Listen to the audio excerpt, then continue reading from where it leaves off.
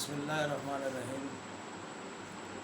अज़ीज़ दोस्तों, हस्ब वादा आपकी खिदमत में होम्योपैथी का एक नया टॉपिक लेकर के हाज़िर हुआ हूँ।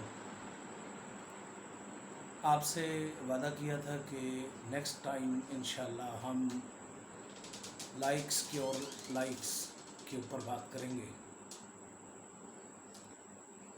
इसको हम लाइक क्योर्स लाइक भी कहते हैं, लाइक्स क्योर लाइक्स भी कहते हैं।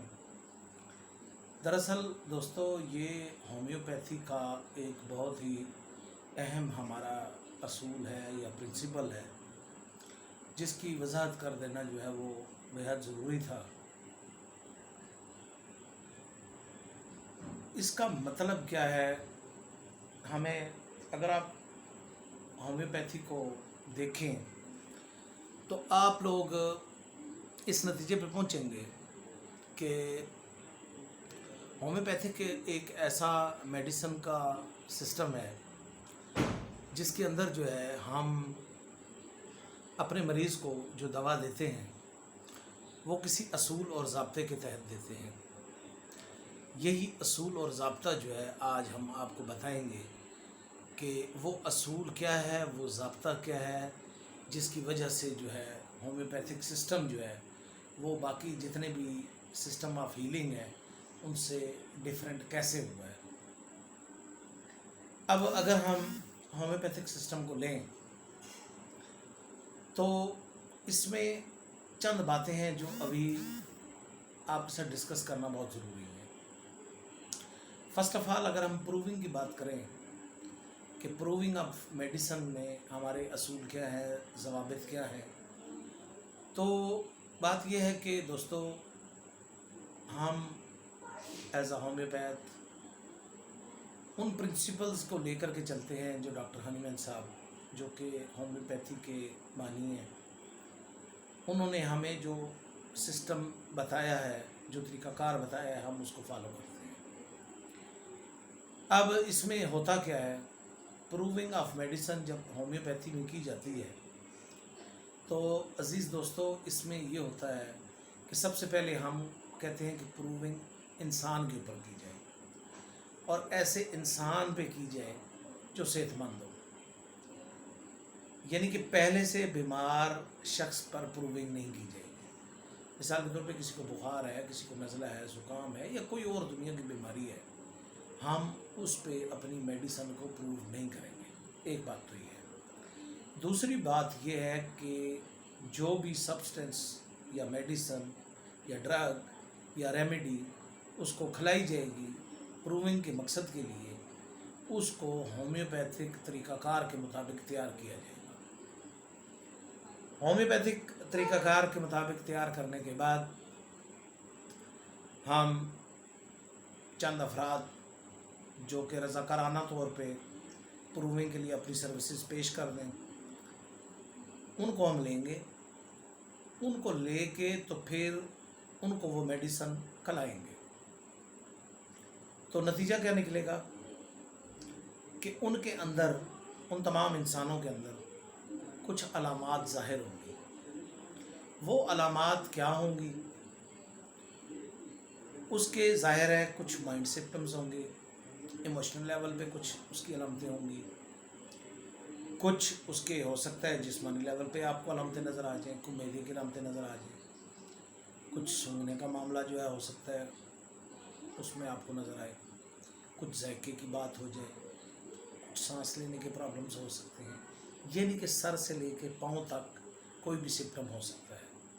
इसमें स्टूल के सिम्पटम्स भी आ सकते हैं, इसमें एनस के भी आ सकते हैं, इसमें सेक्सुअल सिम्पटम्स भी ज़ाहिर हो सकते हैं। अब देखना ये है कि वो मर्द है या औरत है। हम मर्द को भी देंगे, हम औरत को भी देंगे। तो जो भी सिम्पटम्स वो हमें रिपोर्ट करेगा कि आपकी ये मेडिसिन खाने से पहले मैं बिल्कुल नॉर्मल था और आपकी इस मेडिसिन को खाने के बाद मेरी फीलिंग्स में जो तब्दीली आई वो ये है, आप उनको नोट कर लेंगे। जितने भी अफराद 10, 15, 20 आपने प्रूविंग के लिए सिलेक्ट किए थे, उन सब से आप पूछेंगे कि आपके साथ क्या मामला हुआ। रिटन फॉर्म के अंदर आप उसको लिख लेंगे। जो उसमें कॉमन अलामतें आएंगी। अगर आपने 20 अफराद सेलेक्ट किए थे तो उन 20 अफराद में जो अलामतें आपको कॉमन मिलेंगी, आप उन कॉमन अलामतों को अपने पास नोट कर देंगे। इट मीन्स कि ये अलामतें जो हैं हर सूरत में ज़ाहिर हुई हैं, हर बंदे पे ज़ाहिर हुई हैं, हर शख्स पे ज़ाहिर हुई हैं, हर प्रूवर के ऊपर ज़ाहिर हुई हैं। प्रूवर कौन है? प्रूवर वो शख्स है जिसके ऊपर आप ड्रग की प्रूविंग कर रहे हैं, रेमेडी की प्रूविंग कर रहे हैं। तो वो उसकी अलामतें जो हैं वो बिल्कुल सही हैं, जो हर शख्स पे आ गई हैं। आप उन्हीं अलामतों को सिर्फ मेडीरिया मेडिका का हिस्सा बनाएंगे। अब अगर 20 अफराद हैं, उनमें से 2 बंदे ये कहते हैं कि मुझे मोशन आ गए, 18 बंदे कह रहे हैं कि हमें मोशन नहीं आए, तो 2 बंदे जो है वो कह रहे हैं कि हमें मोशन आए। तो आप उसमें मोशन की अलामत लिखेंगे ज़रूर, लेकिन छोटे ग्रेड में लिखेंगे। जब रेपेटरी में ज़ाहिर होगी वो मेडिसन, तो उसके अंदर जो है उसको आप बोल्ड में नहीं लिखेंगे। तो बोल्ड में अलामत कौन सी लिखी जाएगी? जो सब प्रूवर्स के ऊपर जो है सिम्टम ज़ाहिर हुए होंगे, वो बोल्ड में लिखी जाएंगी कि 100% जो है ये अलामत ज़ाहिर होती है। अब प्रूविंग हो गई, आपको अलामतें उस मेडिसिन की मिल गई कि जनाब ये दवा खाने से, इस रेमेडी को इस्तेमाल करने से बंदे के अंदर ये अलामतें जो है वो पैदा हुई हैं। अब उन अलामतों को आपने महफूज कर लिया अपने पास। तो सेम अगर आपको उसी तरह का कोई मरीज़ मिल जाए अलामतों वाला, जो 100% मैच करती हों आपकी उन अलामतों से जो ड्यूरिंग प्रूविंग आपने नोट की हैं, तो अगर आप उसको वो मेडिसिन खिला देंगे, उसको यूज़ करने को कहेंगे, तो आपका वो मरीज़ जो है वो ठीक हो जाएगा। इसलिए कि उसने प्रूविंग के दौरान जो है ये साबित कर दिया उस दवा ने कि इसके अंदर ये अलामतें मौजूद हैं। और अगर उन्हीं सेम अलामतों के तहत कोई शख्स आपके पास आता है और आप उसको वो रेमेडी यूज़ करवाते हैं, तो इस बात के ऊपर कोई शक नहीं होना चाहिए कि वो आपका मरीज़ ठीक हो जाएगा, सेहत की तरफ चला जाएगा, उसका केस क्योर हो जाएगा। तो दोस्तों ये है हमारा होम्योपैथी का पहला प्रिंसिपल और सबसे इम्पोर्टेंट प्रिंसिपल कि लाइक क्योर्स लाइक। आपने अक्सर एक मुहावरा सुना होगा कि लोहा लोहे को काटता है। जिस तरीके से लोहा लोहे को काटने की सलाहियत रखता है, बिल्कुल सेम उसी तरीके से होम्योपैथिक मेडिसन जो कि प्रूविंग के अंदर उसकी अलामतें आपने नोट की हैं, अगर वो अलामतें मैच हो जाएं आपके पेशेंट के साथ, पेशेंट की अलामतों के साथ, तो आपका वो पेशेंट जो है वो ठीक हो जाएगा। अब बात करते हैं कि दवा दी गई लेकिन वो अलामतें मैच नहीं हो रही थी, तो रिज़ल्ट क्या निकलेगा? तो दोस्तों रिज़ल्ट ये निकलेगा कि आपका पेशेंट जो है उसकी तकालीफ बरकरार रहेंगी और वो ठीक नहीं होगा, वो क्योर नहीं होगा। हाँ, अलबत्ता अगर उसमें से कोई 2, 4, 5 अलामतें जो है आपकी दी गई मेडिसिन उनको कवर करती है, उसमें मौजूद हैं वो अलामतें, तो आपका वो पेशेंट जो है उसकी वो 4, 5 अलामतें जो उसके अंदर पाई जाती हैं वो ठीक हो जाएंगी। अब दवा देने के टाइम पे होम्योपैथिक डॉक्टर को चाहिए कि वो चीफ कंप्लेंट को नोट करे। अब हम बात आगे कर रहे हैं केस टेकिंग की। केस टेकिंग में क्या होता है? डॉक्टर के पास जब पेशेंट जाता है, बैठता है, वो उसको बताता है कि मुझे फ़लाँ तकलीफ है, तो जो उसकी चीफ कंप्लेंट होती है उसको रिटर्न फॉर्म में लिख लिया जाता है। अब केस टेकिंग पे बात हम कर लें, तो उसकी सारी गुफ्तगू जो है वो हम सुनेंगे, उसकी ज़हनी हालत भी लिखेंगे, उसकी जिस्मानी सारी अलामतें भी लिखेंगे, उसकी कमी बेशी को भी देखेंगे कि किस टाइम पे सिम्टम्स जो है उनमें एग्रीवेशन आ रही है और किस चीज़ से जो है, क्या करने से या किस चीज़ से जो है एमएल की कंडीशन जो है पैदा हो रही है सिम्टम्स के अंदर। ये सारा कुछ देखने के बाद, यानी कि आपने मेंटल स्टेट को भी देखना है, उसकी जिस्मानी अलामतों को भी देखना है और कमी बेशी को भी देखना है। जब इन तमाम चीज़ों को देख लेंगे, आप रिटर्न फॉर्म में लिख लेंगे, that is your case taking. आपने केस टेकिंग कर ली। अब आपने उसकी अलामतों को अंडरलाइन करना है, अंडरलाइन करके उसके रूब्रिक्स बनाने हैं। रूब्रिक बना के आपने ऐसी मेडिसिन तैयार करनी है, ایسی میڈیسن اس کو پہلے دینی ہے کہ جو علامتیں آپ نے نوٹ کی ہیں اس کے ساتھ آپ کے پیشنٹ کی علامتیں میچ ہونی چاہیے. اگر تو علامتیں میچ ہو گئی ہیں تو میڈیسن کام کرے گی اور آپ کا پیشنٹ جو ہے وہ کیور ہو جائے گا اور ٹھیک ہو جائے گا, صحت کی طرف چلا جائے گا, اس کی تکالیف دور ہو جائے گی. اور اگر آپ نے لائک کیورز لائک کے پرنسپل کو فالو نہیں کیا تو کیا ہوگا؟ آپ یوں سمجھے کہ آپ نے شاید دوا دی ہی نہیں. آپ کو پیشنٹ کہے گا کہ آپ کی یہ دوا کھانے کے بعد مجھے کوئی خاص فرق نہیں پڑا. تو دوستو, ہومیوپیتھی کا فرسٹ پرنسپل یا یوں کہیے کہ سب سے امپورٹنٹ پرنسپل یہی ہے کہ لائکس کیور لائک.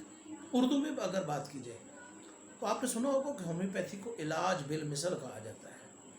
تو علاج بالمثل کا مطلب کیا ہے؟ جو ڈرگ پکچر آپ نے میٹیریا میڈیکا میں ایک کسی بھی میڈیسن کی ڈرا کر دی ہے, آپ نے اس کو لکھ دیا ہے, that is your drug picture of that remedy. تو جو آپ نے اس کی ڈرگ پکچر تیار کی ہے, اگر وہ ڈرگ پکچر آپ کے پیشنٹ کے ساتھ میچ کر گئی ہے تو اٹ مینس کہ آپ کامیاب ہیں, آپ نے اپنے مریض کے لیے صحیح دوا کا انتخاب کر لیا ہے. دوستوں, ہومیوپیتھی 100% کام کرتی ہے, ان آل کیسز کام کرتی ہے. لیکن ہومیوپیتھی میں ناکامی کی اصل وجہ کیا ہوتی ہے؟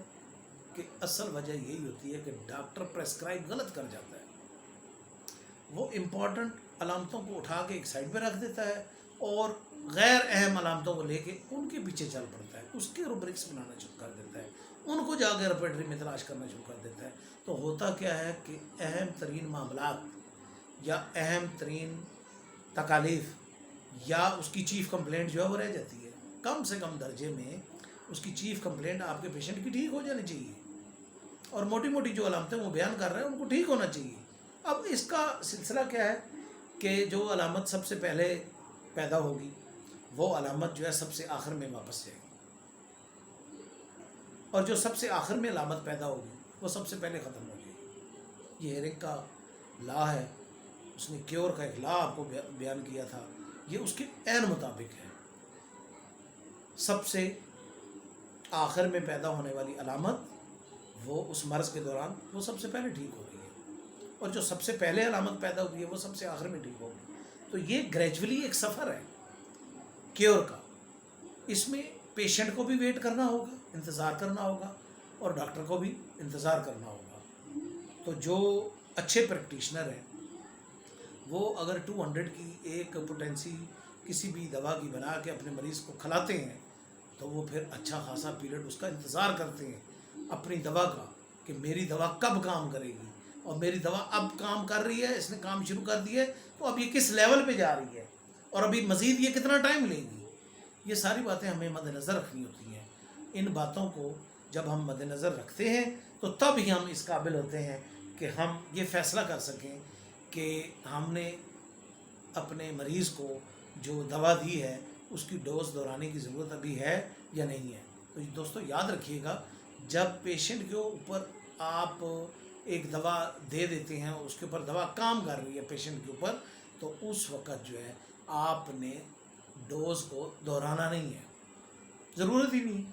دوا کام جو کر رہی ہے, اب دوا نے تو گریجولی کام کرنا ہے, کسی ایک سائڈ سے شروع ہوگی اور اس کو ٹھیک کرنا شروع کرے گی اور آہستہ آہستہ ٹھیک ہوگی. اس کے ہو سکتا ہے کہ پہلے گھنٹے میں جو ہے نا ایک سمپٹم اس کا جو ہے نا ریموو ہو جائے, ایلیمنیٹ ہو جائے, دوسرے گھنٹے میں ہو سکتا ہے اس کا دوسرا سمپٹم جو ہے وہ ایلیمنیٹ ہو جائے, ریموو ہو جائے, وہ ٹھیک ہو جائے, اس سمپٹم کے بارے میں اس کی شکایت ختم ہو جائے. تو اس طریقے سے فزیشین کو یا ہومیوپیتھک ڈاکٹر کو جو ہے وہ ویٹ کرنا ہوتا ہے, اور ویٹ جو ہے مناسب ٹائم تک جو ہے کر لینا چاہیے, بجائے اس کے کہ یہ کہا جائے کہ دوا کام نہیں کر رہی, اس کا مطلب ہے کہ دوا کو چینج کر دیا جائے.